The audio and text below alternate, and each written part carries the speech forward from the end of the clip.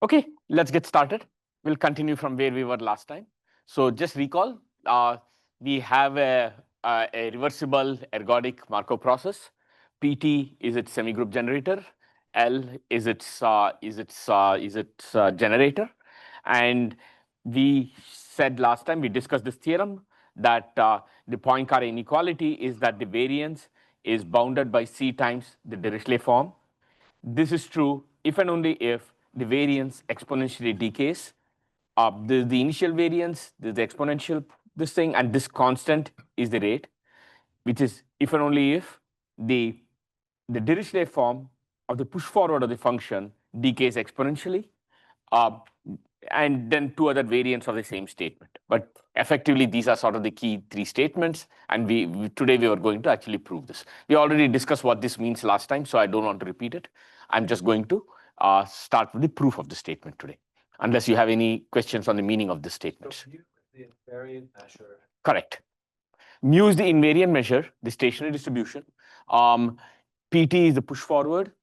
L is not even written anywhere here, but we will use sort of script L for the generator.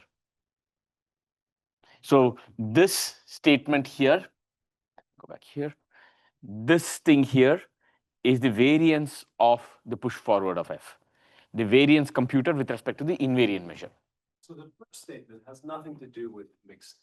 The first statement has nothing to do with it's two it's any where for the so that's let me make this a little bit more clear.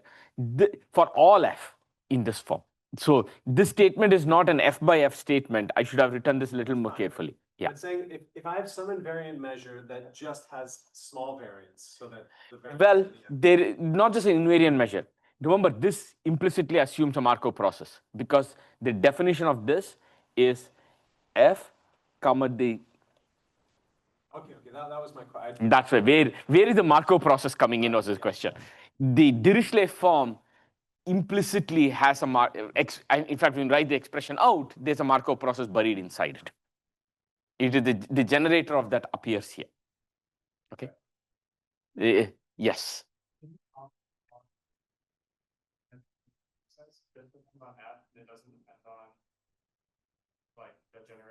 It does.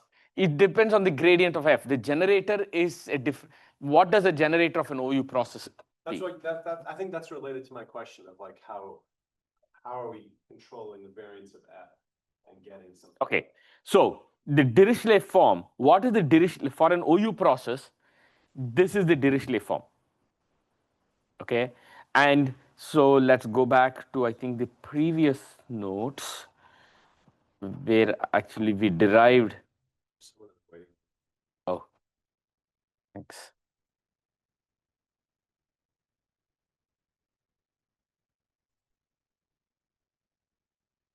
So let's do the scalar case. It's just that's the easiest. Then so for a scalar case, this is the Dirichlet. This is the Dirichlet form for an F and G. It is F. The Markov process L G times this. What is L here? L of F of X equal to X F prime of X minus F double prime of X. That is the generator for an OU process. Okay, so L of G is Z G prime of Z minus G double prime of Z, where Z is a random variable which is Gaussian 0. So I want to compute this. Here, mu is just a Gaussian with 0 mean unit variance. So I've just written this thing out. Okay. Now, to prove this, remember that what we did is to go back to Stein's lemma, which says that for a Gaussian, the following is true. Expected value of Z G of Z equal to expected value of G prime of Z. This is for any G which is nice. This statement is true for a Gaussian. In fact, this is an if and only if characterization for a Gaussian, but we are just going to use one direction. So we'd like to so if you write G prime as some new function H, then you can see that this is sort of looking like that. Okay.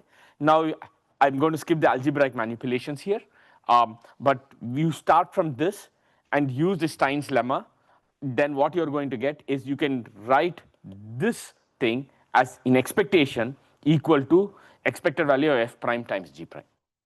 And that is why the Dirichlet form. So this, the fact that there's a derivative is essentially encoded on the second one is actually on both. Okay, because we started with an f and a g prime, and we saw that this becomes an f prime g prime. Okay, so the L is encoded in that transformation. Does that? And then for this is a scalar case, and for the vector case, you get the gradient itself.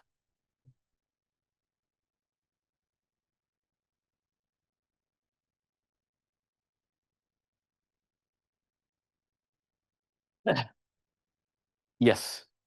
Gradient version of Stein's here or Stein. Like so, the Stein's lemma you showed was for one single. Yeah. So if you want to translate to the vector case, is there like a corresponding?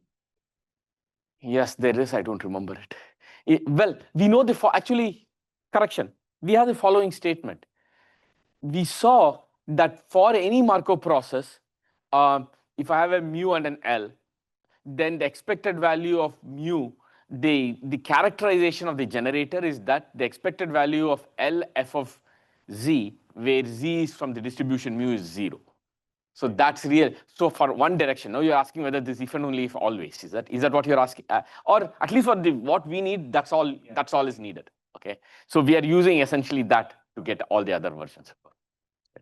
So, okay. Gustavo. I like constantly want to interpret this as some kind of mixing property. This statement. But the statement says we're looking at a reversible ergodic process. So I'm assuming it's a stationary process. Correct. And the stationary distribution is mu. So we're looking at already a process that's stationary. Correct. And we're proving properties of stationary process. Correct. But that means it's already mixed. Right. But when you condition, but what? That's why.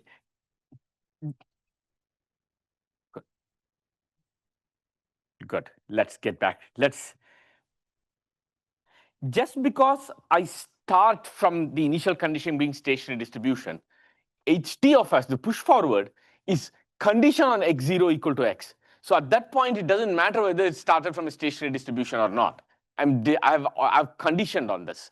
So do you see what I mean? Even though it's stationary, it doesn't matter whether it starts from whether it's stationary or not. So I'm looking at the condition. Push forward already is conditioning on a particular initial condition.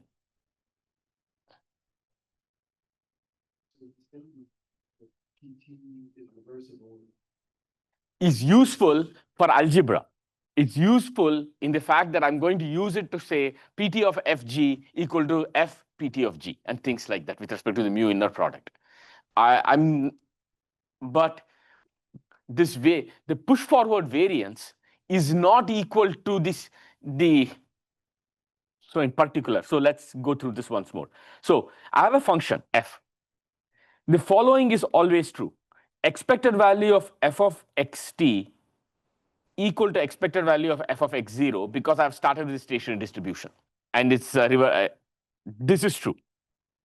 Okay, but what we are saying is something else. We are talking about, okay, this is also true.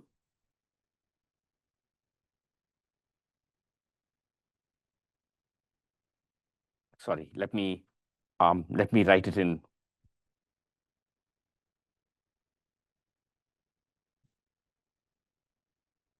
Look at this random variable.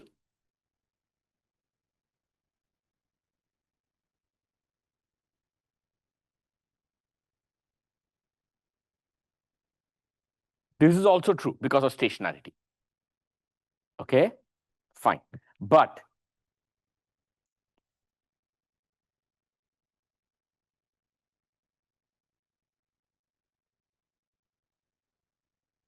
suppose I do this now. Then all bets are blown. Because I can't use iterated expectations anymore. I put a square on the, it's a push forward, it's a push forward of the function. I've pushed the function forward and then taking the square of it. Then you see these expectations don't interchange because there's a square sitting in the middle. Okay, and so essentially, let's say this function was 0 mean. This is the push forward variance then. Okay, which is not the same as this the initial variance. It's something else. Is that making sense now? Yeah. Okay, so what would be a better way to write it for clarity? I'm just curious. PFT up there.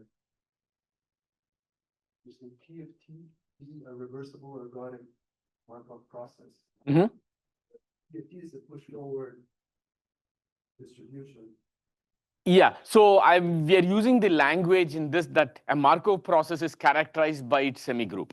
And so PT is a reversible Markov process, means that PT is a semigroup such that PTFG equal to, there is a measure mu, which has the following, and a semigroup generator L associated with PT, such that PTFG, the inner product with respect to the mu, is equal to inner product of F PT of G. That's what I mean by that statement. Let PT be a reversible Markov process. Okay. Okay.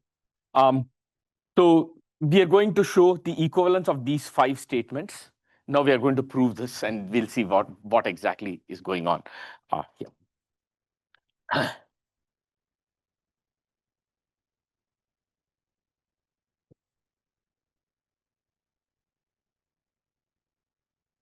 We talked about all this yesterday, so let's start the proof.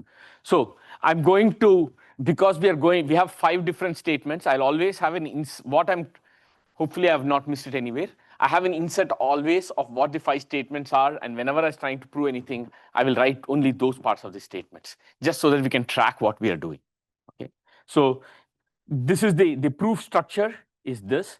So there's some part which does not require reversibility, and there are other parts that require reversibility.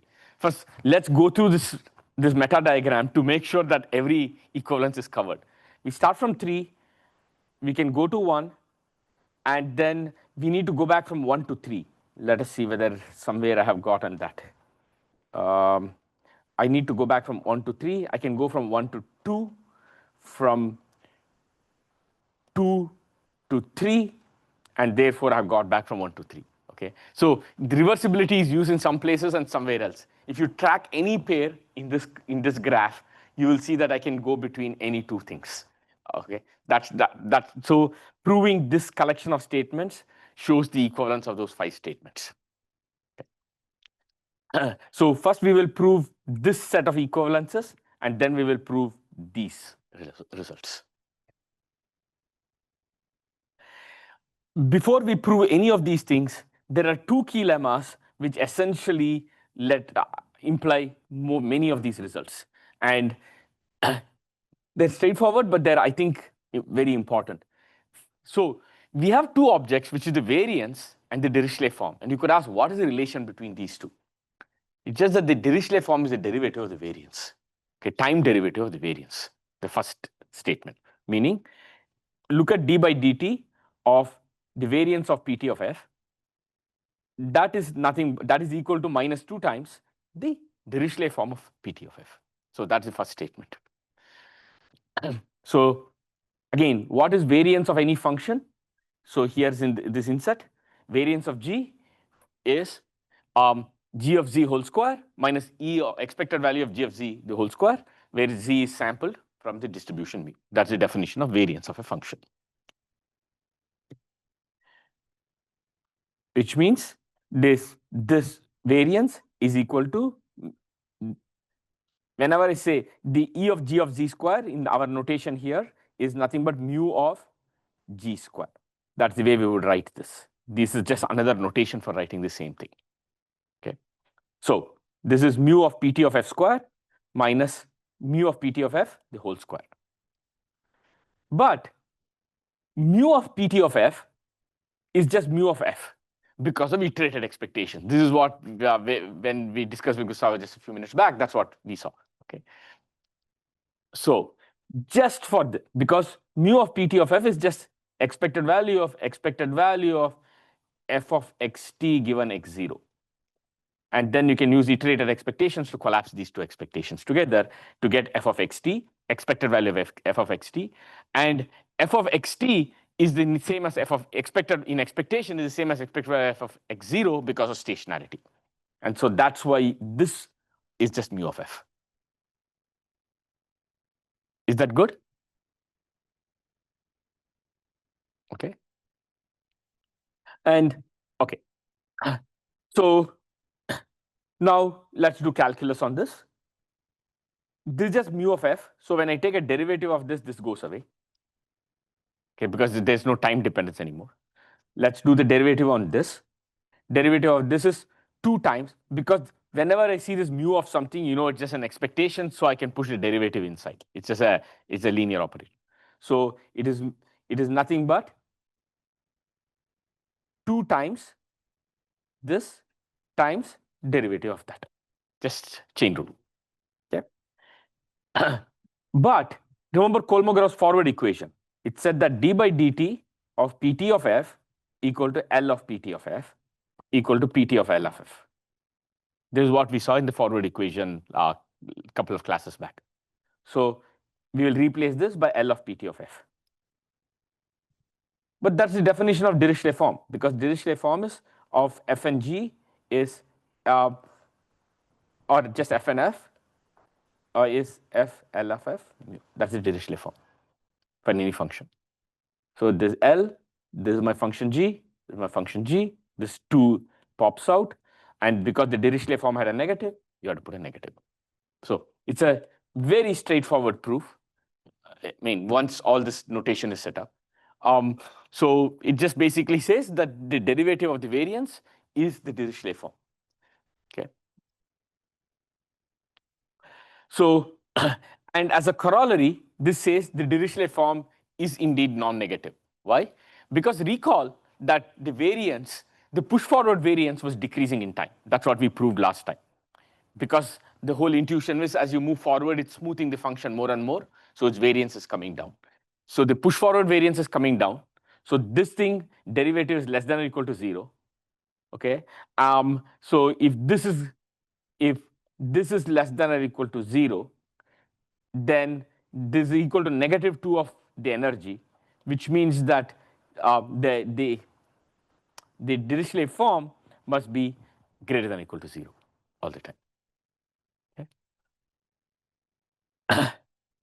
Now let's do the other side, the integral form, which is, so we saw previously that derivative of the variance is negative of 2 times the Dirichlet form, or equivalently the variance is nothing but the integral, time integral of the Dirichlet form.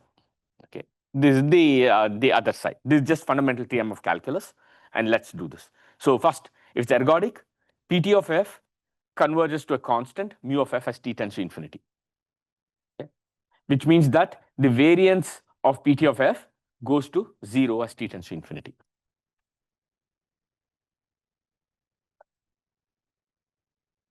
So that means the variance of a function is equal to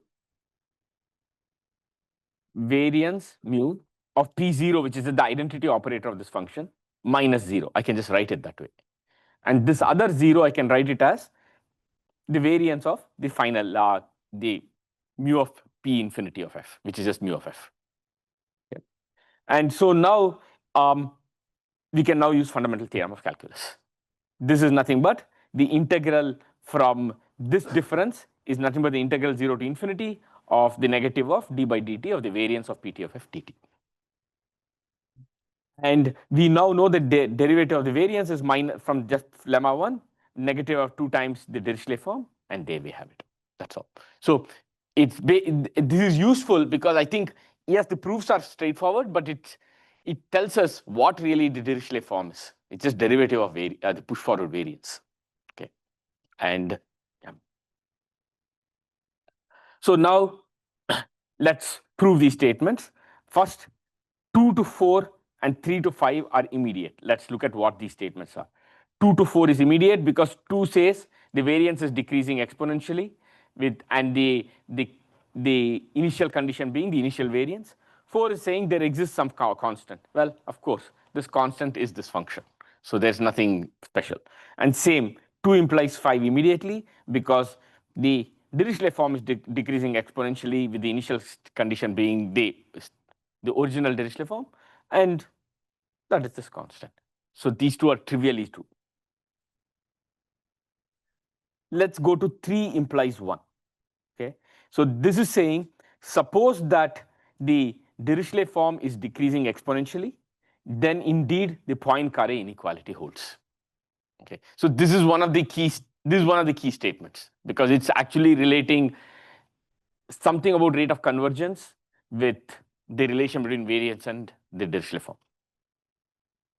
Okay, so variance is nothing but 2 times the, look at the Dirichlet form of the push forward of the function dt, the integral over time. This is the integral form of the relation between variance and the Dirichlet form. Now, by assumption, the Dirichlet form is decaying exponentially with as e to the minus 2t by c times this constant. So we are just going to substitute for this. This is a push forward. We will write it as this. And the integral of this exponential is just a constant, c. Okay. That's a proof. Okay. So you see that Dirichlet form decaying exponentially means that the variance is equal to c, is bounded by c times the Dirichlet. Good so far? It's okay. Now, 1 implies 2, which means I have that the variance is less than. So you can see that, okay. You can see this one now was just an immediate implication of the relation between the variance and Dirichlet form. Let's go the other way. We are going to not go to 3, the energy, but just go straight from variance to variance type relation. So Poincare inequality implies that the variance is decaying exponentially. Again, now we use the differential form. The lemma 1 says the derivative of the variance is negative of the Dirichlet push forward Dirichlet form. Okay. Variance, negative of the push forward Dirichlet form, and sorry, press the wrong thing. We now are assuming the Poincare inequality holds, which means that variance is bounded by c times the Dirichlet form, which means that the variance divided by c is an upper bound on the Dirichlet form. So if I have a negative sign, then that's what we have. So that's all is going on. So that means the variance is bounded by the derivative of the variance is less than or equal to minus 2 this constant times the push forward variance. So this is of the form dx by dt of some g of t less than or equal to some alpha minus alpha times g of t. It's a differential equation of that form. That's all we have. Okay. So I can solve this. That means the variance has to go down. If I just solve this linear ODE, then the variance is decaying exponentially. Okay. So you see, really, all of this stems from this very basic lemma up before, that the variance and the Dirichlet form are just very closely related by a derivative operation. That's it. Okay. And once we have this is nothing but there's a variance, and this variance is nothing but the norm of f minus mu of f the whole square, and so that's all you have. Okay. So now we have proved 1 implies 2, and also 3 implies 1. We'll also directly prove 2 implies 1 now. Okay. So 2 implies 1 means we are saying that the variance is decaying exponentially.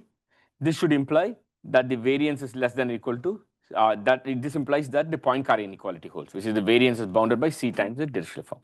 Well, the Dirichlet form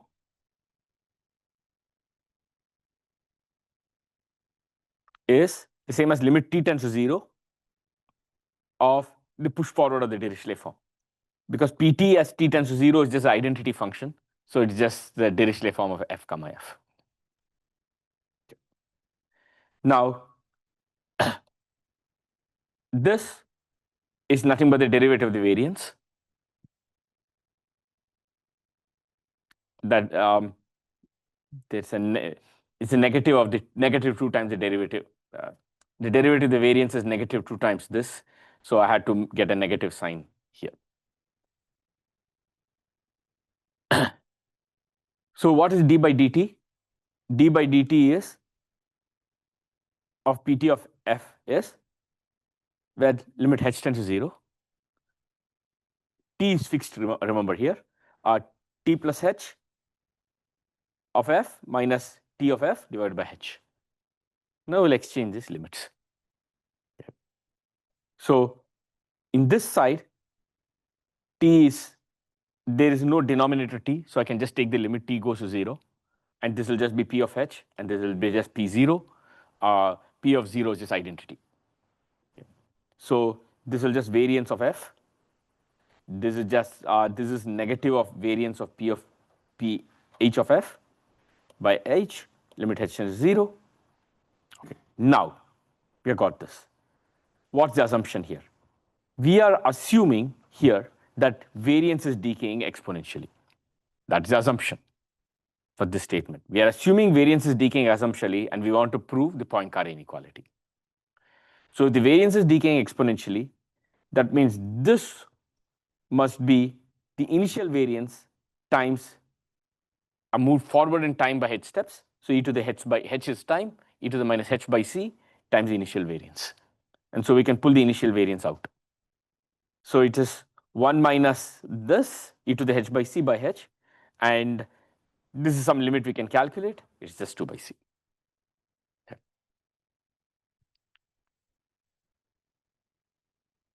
I'm just cracking through. I mean, it's just calculations. You'll see that many of these things are just calculus. Okay, that's so what we have shown is these 5. So 3, we have shown these particular equivalences so far. Okay, we did, these 2 were proved. This was trivial. This was trivial. This required a particular calculation. But all of them came back to the relation between, it's the same 2 facts, that derivative of variance is Dirichlet form or the integral form of it. The integral of the you can get the variance by just integrating it. So it just, so yeah, this is the integral form, and the derivative form is all that every one of these things follow from. Before I move to the reversibility side, is there any questions on this stuff?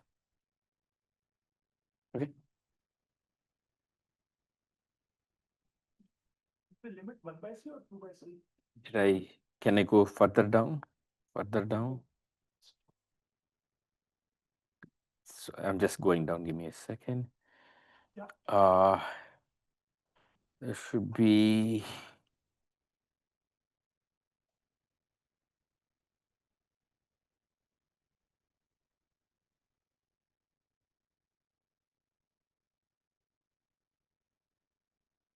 The side goes e power minus 2h. Oh, no. Did I mess something up? E power minus 2h by c. No, for the variance it is 1, isn't it? The variance decay is not 2. The variance decay is 1. The Dirichlet form decay is 2. This is square root of, correct, that's what I did. This is the variance, okay, not the square root of the variance. Thank you, that's why. Thank you. Yeah, that's good.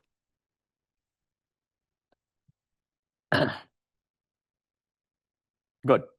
Okay, so now we are good. Thanks. So the remaining proofs require reversibility.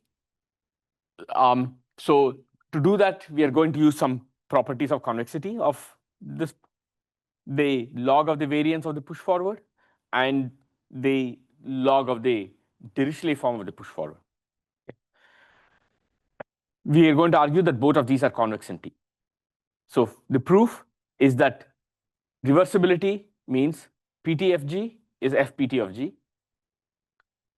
So derivative of the push forward Dirichlet,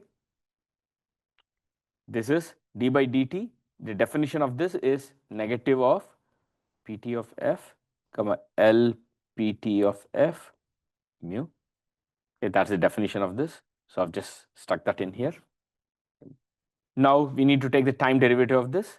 Just chain rule is the derivative of this, which is when we do d by dt of pt of f, it's L pt of f.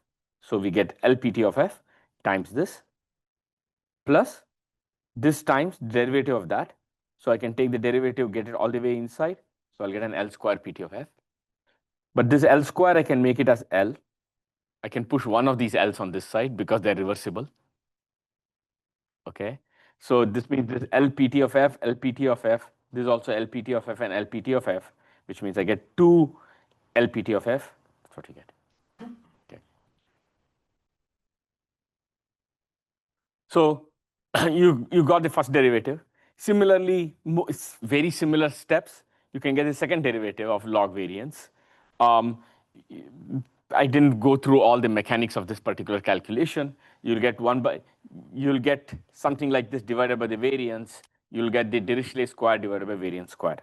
And so if you do a little, if you can pull 4 by variance out, which will get you variance times this minus 4 times this. Okay. Where am I going with this? What we want to show is the second derivative is non-negative, and therefore the function is convex. That's all we are trying to show. Okay. Which means we need to show that this side is smaller than this side. Okay. Okay, fine. So one more observation. PT of 1 is just 1. So L of 1 is 0 because the derivative of a constant. Okay. And so if you take an inner product of any constant vector with L of something, it's because of reversibility, I can always move this L to this side and make the whole thing 0. So let me repeat. If I had some constant L of G, that is always equal to 0. Because I can, for reversible, because the L goes to that side, this is L of some constant is 0, and so that's all there is to it. Okay. So which means that if I take a constant vector mu f, I can, as long as there's an L on the other side, I can add and subtract it wherever I want. So let's look at this term. Pt of f, L of pt of f whole square. This is the same thing as, because there's an L on this side, I can take this pt of f and center it. Okay, it doesn't matter because I'm just adding a 0. But once it's centered, I can now do Cauchy-Schwarz because the centered pt of f is essentially a variance. After Cauchy-Schwarz will become a variance term. So Cauchy-Schwarz will say it's this one square, which is the variance, times this one square. So what we had is variance times this. This is the inner product. And Cauchy-Schwarz essentially says this side is greater than or equal to this side. That's basically what Cauchy-Schwarz. And so this is non-negative.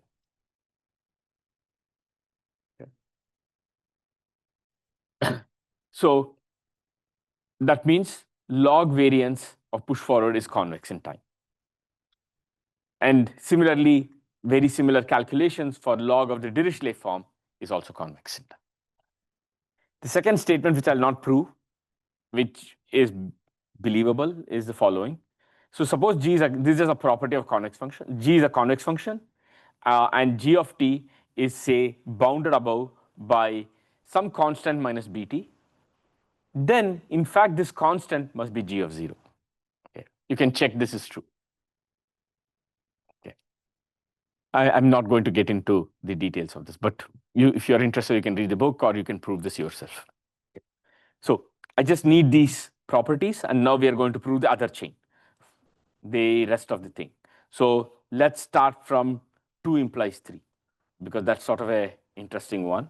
It's basically saying if the square root of the variance decays exponentially in time, so does the energy.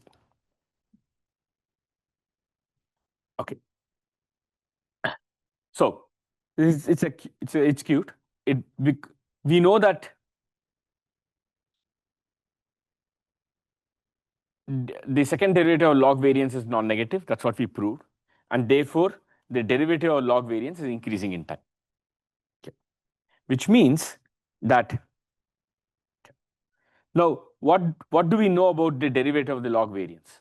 Well, it's nothing but 1 by variance. I'm just going to do chain rule times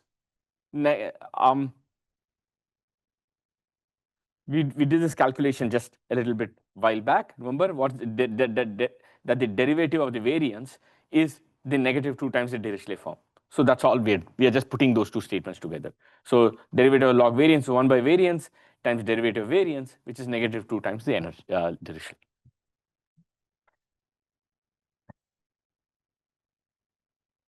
Now this quantity is increasing in time. Therefore, this quantity is also increasing in time, because they're equal. Which means this, look at a particular value of time, must be greater than or equal to what happened sometime in the past, for any time in the past, in particular at time equal to 0. Okay. So, okay, so that's, so, and then cross multiply, which means the ratio of the Dirichlet, push forward Dirichlet form to the initial Dirichlet form is bounded above by the ratio of the variance, push forward variance by the current variance. Okay. And then essentially you have this, because now we have shown that this is decaying exponentially. That's what we did without assuming any reversibility. And so now we have this. Question? Yeah, it might be sleeping, but when you cross multiply, how do you know the inequality is like, is it possible that the Dirichlet form is negative? We have already proved the Dirichlet form is non-negative, remember, for all. That is something, that's a good. Yeah. We have proved that all the objects here are non-negative. It's a variance, it's non-negative, and we have shown that the Dirichlet form is non-negative. So we don't have any sign issues. Good. Yeah.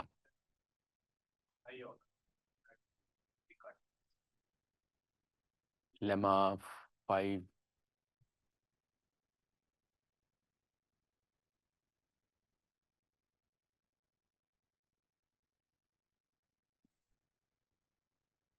Yeah. Okay. Thank you. I'll put that in after. In any case, the way I'm going to use it is for this thing. Good.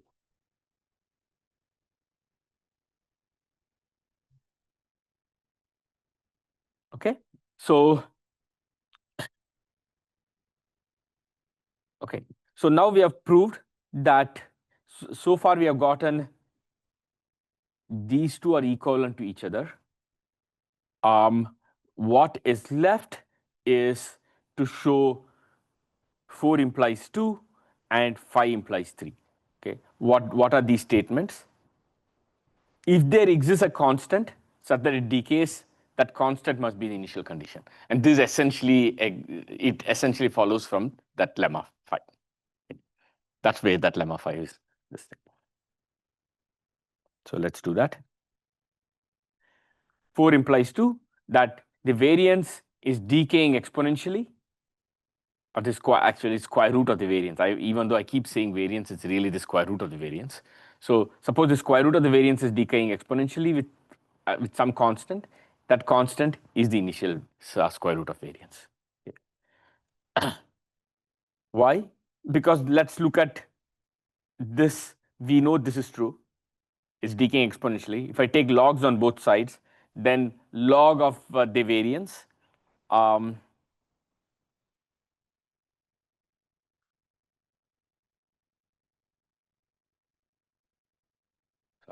that's a typo there. The log of the square root of the variance less than or equal to log of the constant minus t by c, and essentially now we are done. What we said is if it's convex, then these two lemmas put together implies that this constant must be equal to the initial one. Okay, that's all there is to it. So this is the proof of the these equivalence of the 5 things. If you look at it, actually the proof does not use very heavy.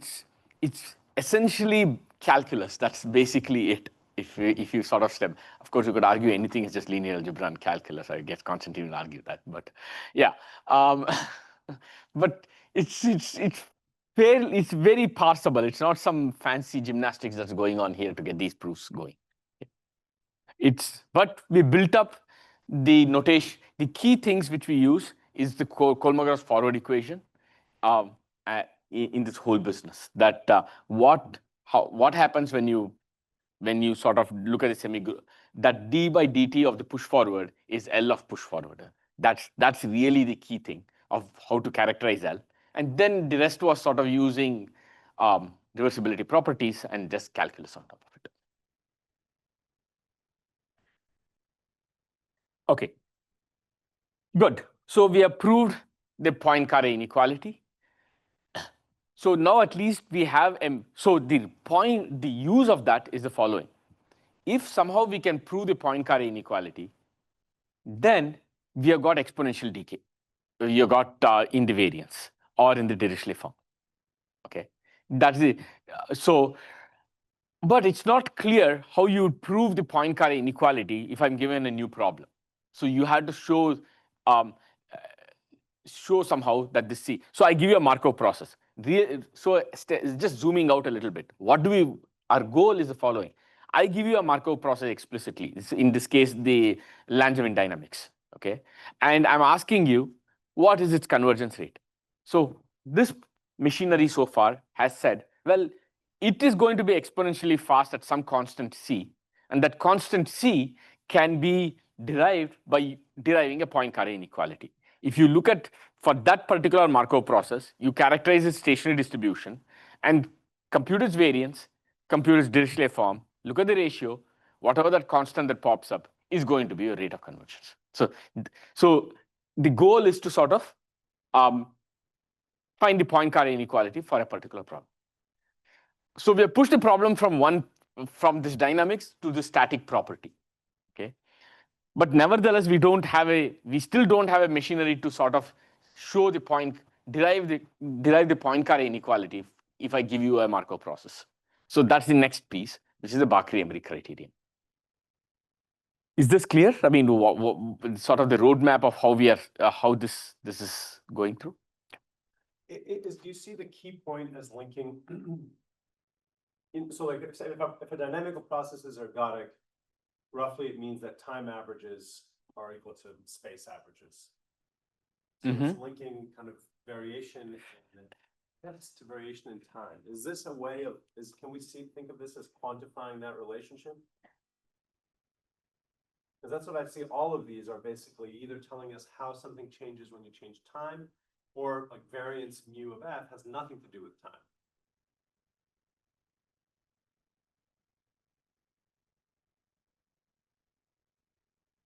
And I'm not asking a mathematical question. Is this how we're going to use it? Is this how it becomes useful? No. So we want to understand time decay of a certain function. You can think of the Poincare inequality as an infinitesimal form of it, because it essentially has something to do with the generator. And if you recall, the connection between the Dirichlet form and the variance essentially through a derivative operator, which is an infinitesimal form. Okay, at least that's the way I'm thinking about this. So I want to show some quantity decays exponentially in time. Instead, let me look at sort of an infinitesimal form type of problem, which is the Poincare inequality. It says variance and look at the Dirichlet form, this ratio should be a constant, bounded by a constant. So I'm not thinking about this as a space average. Okay, the Dirichlet form can be. I thought variance mu of F is like a space average.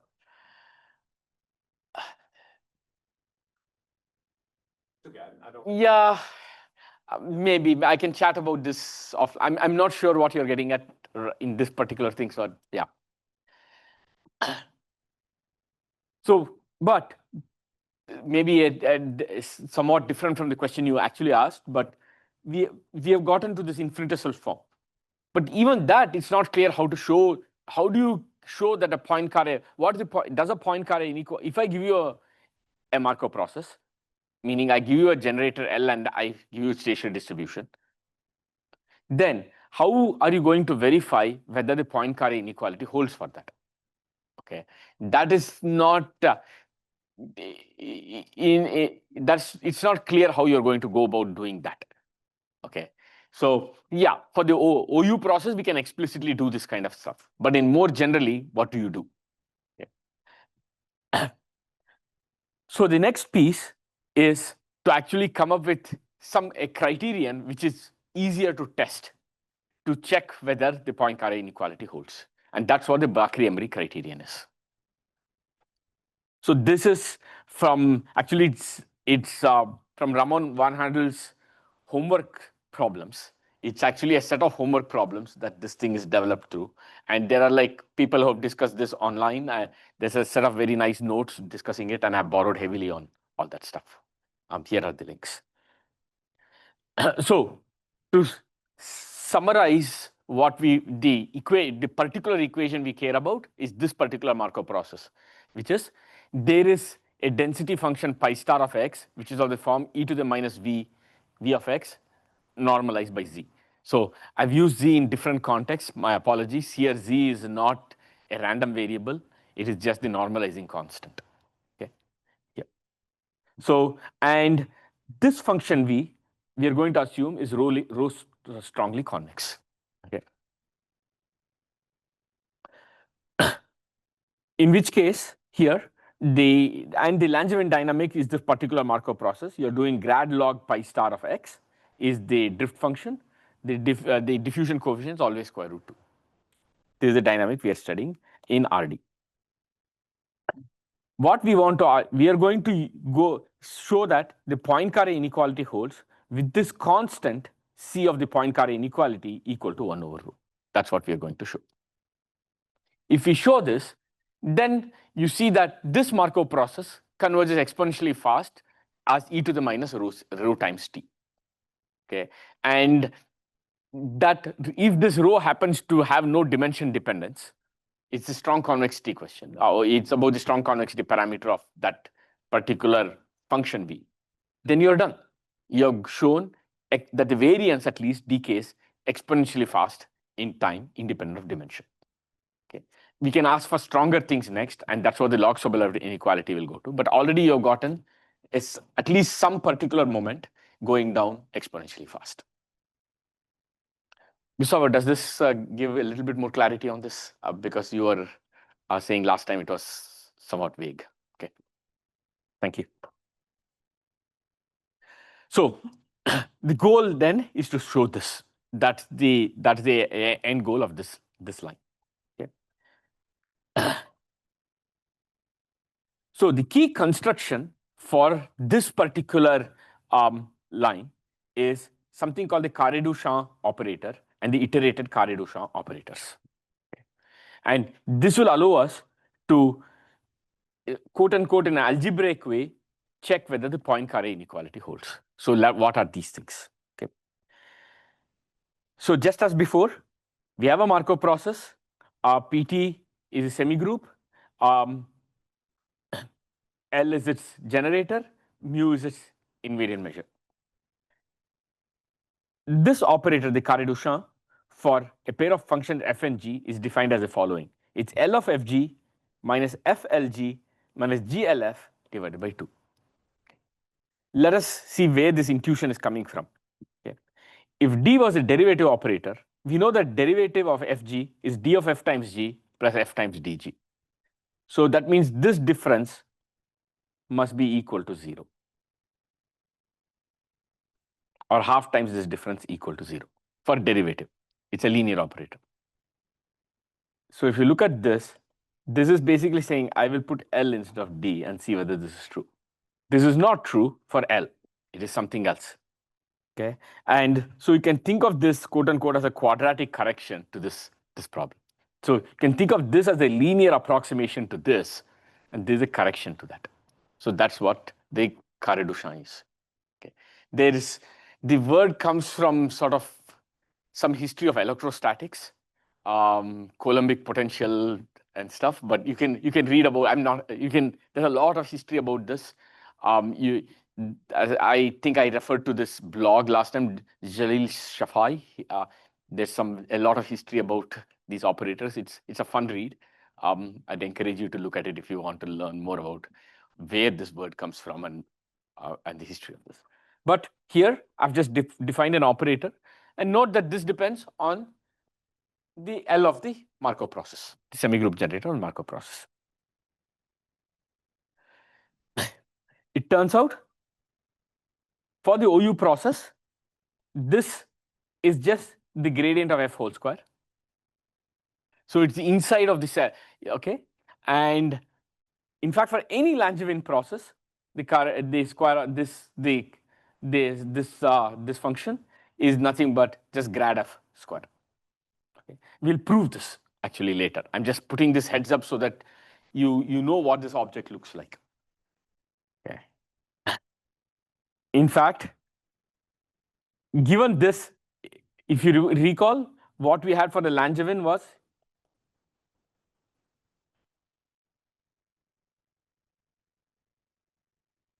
that's what we remember. That's what we had for the Langevin dynamics. And so, indeed, so this is just some statements I told on this side. I haven't proved any of it. So what we are going to prove is, first we'll work through a bunch of statements. First, we'll prove the following. Suppose that the Markov process is reversible.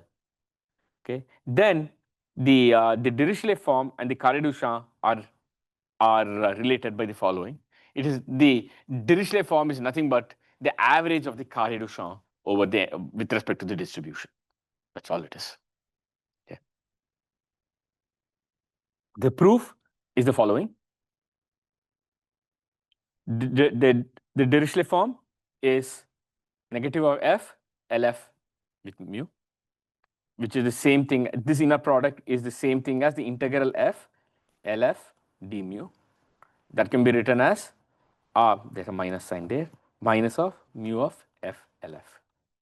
So once you're comfortable with this notation, the inner product can be written as the product of the functions times this measure. Now, we know that mu of L of g equal to 0 for any g. So in particular for g equal to f square, this is true. So let's just add this stuff here. So I'll write this as half. This is just 0 anyway. We'll just put this in. Leave this as is. Are you good? Okay. Because this is 0, we're just putting in a 0 there. Mu is linear, so we can pull these together to get half L of f square minus f LF. That is nothing but mu. This is nothing but when f and g are the same, you see that f LF, FL, this is just f LF. So there's just 2 times f LF. In this case, EFF is just half LF square minus 2 by 2. This 2 and cancels, giving this, which is just that. So these are all equalities. There are no inequalities anywhere. So we have shown that the Dirichlet form is nothing but the average of the Carre-Duchamp. Okay. Now let's further assume. So far we have not assumed reversibility. Now let's assume L is this Markov process is indeed reversible, which means LFG must be f times LG, or in the mu notation, mu of LFG is mu of FLG. Okay, so the integral of the Carre-Duchamp is half.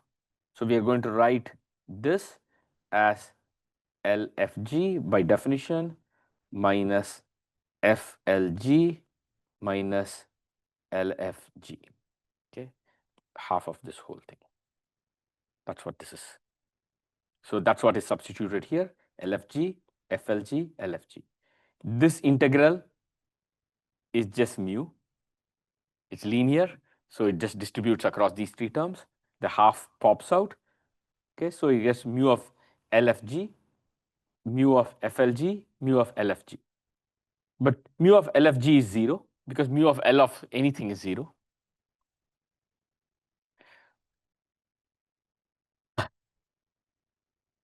Mu of FLG is the same as, I can move this side because of reversibility. Mu of FLG is the same as inner product of FLG mu, that equal to inner product of L of FG. This is reversibility, that equal to mu of LFG. Okay, so that's how I got. So these two can be combined into one term that cancels with this half, which is just negative mu FLG. That is this. All right, and the second statement is this indeed has a interpretation of local energy. If you think of the Dirichlet form as sort of energy, then this is the energy at a point X. That's sort of the interpretation of this Carre-Duchamp. Yep. And it is a non-negative quantity, is what the second statement is. Jacob, question? Okay. So we will use some facts. I'll pull the facts out as I need it.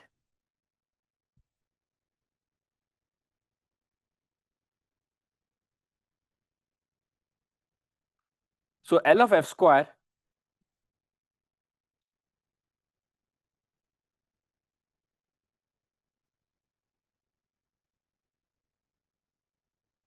so you can use either use this or just from first principles. L of F square is greater than 2F L of F. Okay, why? We can show the following. If phi is convex, then L of phi of F is greater than or equal to phi prime of F, L of F. I'm not working it out. You can just work this out from first principles. So L of F square is greater than or equal to 2F LF. And once you have this, so half of this is greater than or equal to this, but that's just the Carre-Duchamp, which means it's non-negative. And once you have the Carre-Duchamp, you can use Cauchy-Schwarz. This thing square is less than or equal to this thing FF, FG. So a Cauchy-Schwarz indeed holds for this. To prove this, let's do the following. Look at the Carre-Duchamp of F plus Tg for some scalar t. Then this means these are the two functions. This basically is half L of this times this, which means F square plus T square G square plus 2T FLG. No, just FG, sorry, 2T FG. I've just taken this function and squared it. Minus this thing times L of that. Because it's symmetric, I just, those two terms combine into just one of them. Okay. Now, these colored dots tell you which ones to combine so that I get this thing to be non-negative. Okay. You can track this carefully, that I'll just do one part of it, what I mean by the colored dots. Look at this purple colored dots. So half L of F square minus F L of F. That will give me this term. Okay. I'm just combining various terms. So there's a T square. So T square G square means half L of T square G square. So T square pops out. It's half L of G square minus these two terms. T square G L of G. That's this term. And so on. I've just given you an example of how what is being. You just pull these terms apart to get the coefficients correct and tease them apart. Yes. It's not. But Cauchy-Schwarz is holding for this. It's not an inner product, right? Why not? Is this actually? It's not linear. It's not linear, so it's not an inner product. It's not a linear operator. Okay, but nevertheless, it's not even a Cauchy-Schwarz because on the other side is the Carre-Duchamp operator. It's not like an inner product operator. Okay, it has this property of a quote unquote a Cauchy-Schwarz like thing, but it's not a linear operator. In fact, we will see that it's not a linear operator. That's the only thing holding it back. Well, that's a big thing. I mean, Earlier I asked about like the Dirichlet form being non-negative. So is this the proof for it? I actually proved it. We proved it way before. We proved the Dirichlet form is non-negative because of the following reason. The variance, remember the push-forward variance is decreasing. Correct. And the derivative is the Dirichlet form, and therefore the Dirichlet form is non-negative. Okay, so you don't need any of this. That follows just much earlier. That requires us like a coordinate. Yes. Did we use reversibility there? Because for some pieces we used that one may not. I don't think that proof required. We didn't use reversibility at that point, so that's not even. Yeah, exactly. So yeah, but not being linear. Coming back to Jacob, it's a big deal. I mean, that's okay. So, but it has lots of properties we like when we sort of play with inner products. Okay, so once you have this, we have gotten that the f plus tg for some scalar g has this quadratic form.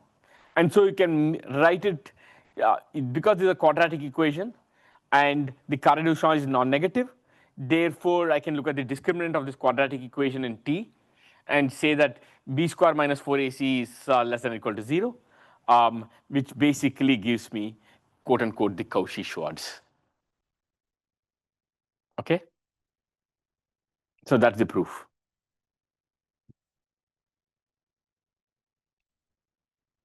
Okay.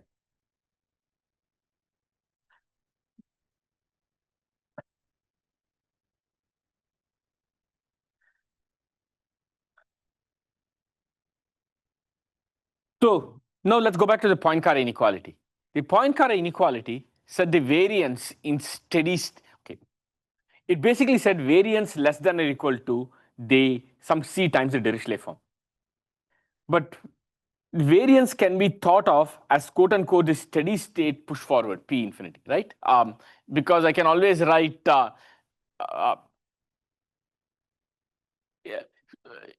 I can write f as p infinity of f. That's all I'm saying. So it's quote unquote a steady state property. Variance of p infinity of f less than or equal to c times the Dirichlet form of p infinity of f comma p infinity of f. I can look at it as a steady state kind of statement. Okay, so we can ask for a non-asymptotic local statement that for any finite time t, can we get it with some constant ct instead? Okay, so this is what is a sort of local in time Poincare inequality. And what we can show is the following. First, look at pt of f whole square minus pt of f square. So this is sort of the variance of the push forward at time t. It's a finite. We haven't let t go to infinity here. Okay, that can be written in the following.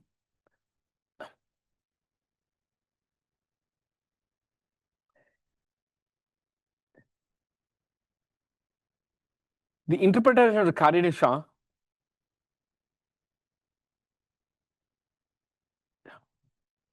you can write it in terms of the Carre-Duchamp in the following sense. It's nothing but it's the average. It's the integral of t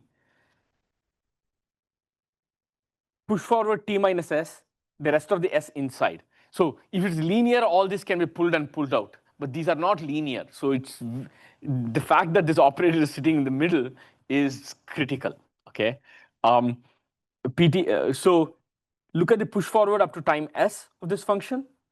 apply this form, and then go the rest of the way up to time t from where you left off outside. Push it further forward. This particular integral, this is another way to write the variance.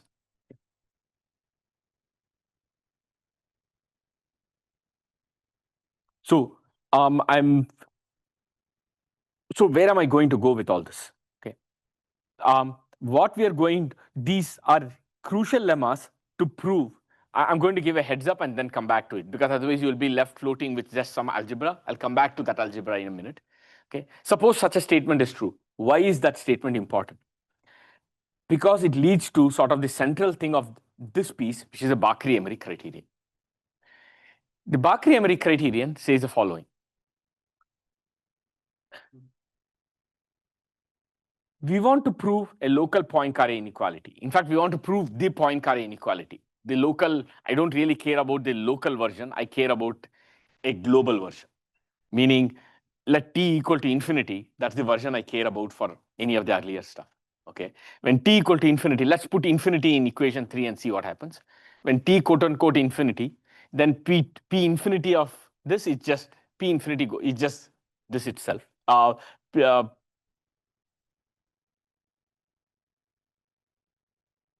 When I push this thing forward to infinity, what will I get?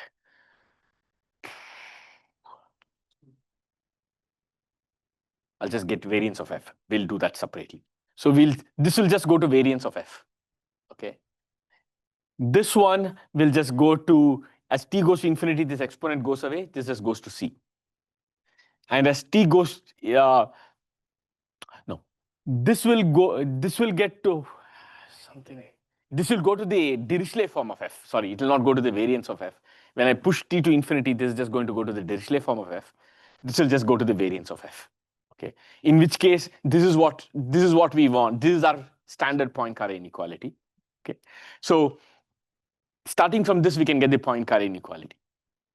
But this will say the following equivalence, which is the Bakri-Emery criterion. It says, suppose you look at this operator, Carre-Duchamp, and look at this one iterated again. What do I mean by the iterated one?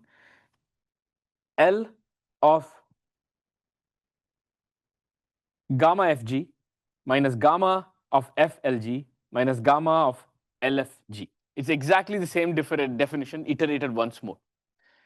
If you show that the ratio of this over this is lower bounded by this a constant, then that constant, this is actually a stronger criterion than the Poincare. You get a stronger statement, which is a local Poincare. In fact, at any point, any t, you get this kind of statement. These are equivalent.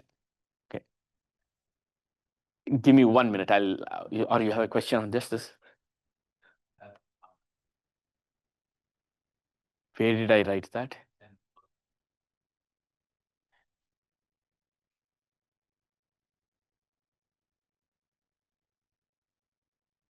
I have a typo somewhere. I'll fix that. I'll fix the second statement in a second. Okay. I was just focusing on 1 and 3 right now. Okay.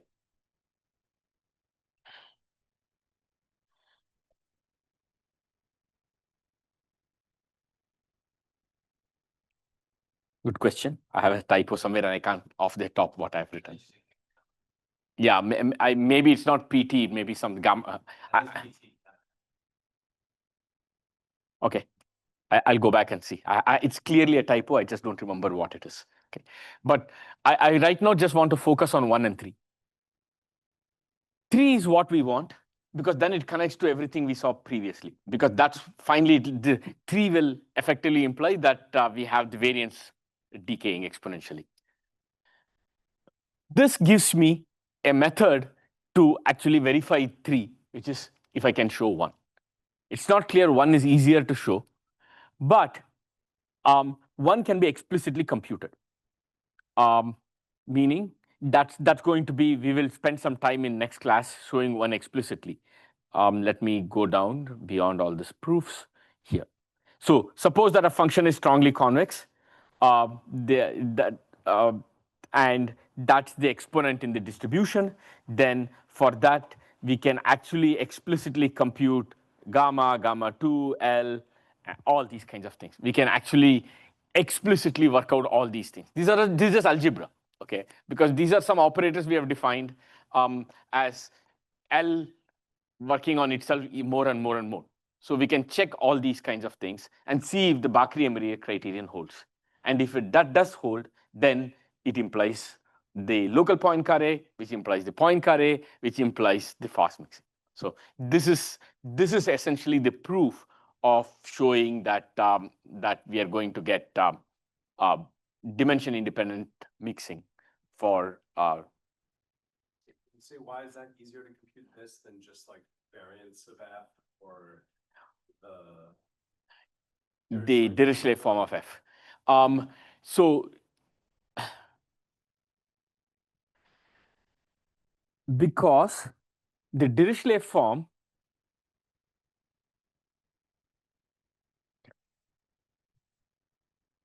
that's good question, and the answer is essentially the following. Let me go back to the definition, it will become clear. Look at, yeah, exactly. I'm going to show you something, it will become very clear as soon as let's go back to the definition of this, and then we'll see why this is true, why this is. The Dirichlet form has an integral in it. The Dirichlet form definition has an integral in it, okay? Look at the definition of any of these objects. There is no integral in it. Okay, it's all derivative operators. And these are so it's an algebraic test because of that. There is no averaging I need for computing that the Dirichlet form, I need to average it with respect to the stationary measure. And I need to, but I don't know, all I know about the stationary measure is just some pi star. I don't have any explicit control. I can't write an expression for that. Whereas these are just differential operators, which can be explicitly done by just calculus. So that's why this is easier to, this we can write out explicitly, but not the Dirichlet form. Okay. So, and the test, so the Poincare test was variance, which is a particular average, less than or equal to C times the Dirichlet form, which is some other average. Whereas the Bakri-Emery criterion is gamma of F comma F, which is some differential calculation greater than or equal to C times gamma 2 of F comma F, which is yet another differential calculation, which is, there is no averaging going on, which is much easier to deal with. We can actually write out we can just use chain rule after chain rule and solve those problems without actually dealing with any structure of pi star. That's basically why this is useful. Since I'm out of time, I'll start with that proof and crunch through. Again, the style of the proofs are going to be very similar. It's going to be careful calculus and using these few properties. But we will trudge through them and finish it next class. Okay. Thank you.